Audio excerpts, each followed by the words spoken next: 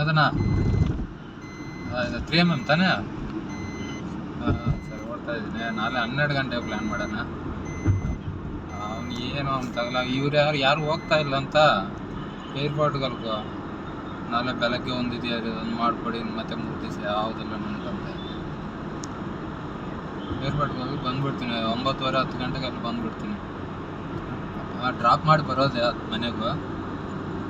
ಅದಕ್ಕೋಸ್ಕರ ಆ ಕಡೆನೂ ಪ್ಲ್ಯಾನ್ ಮಾಡ್ತೇನೆ. 12 ಗಂಟೆಗೆ. ಓಕೆ.